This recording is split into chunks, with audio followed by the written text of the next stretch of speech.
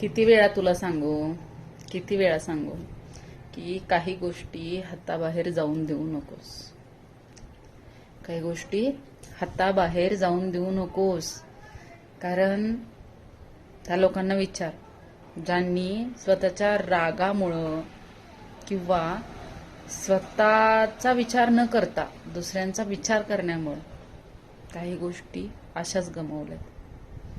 आणि खरं सांगू का, एकदा हाताबाहेर गोष्टी गेल्या ना तर ना त्या सावरू शकतो आणि नाही त्या माघारी मिळवू शकतो.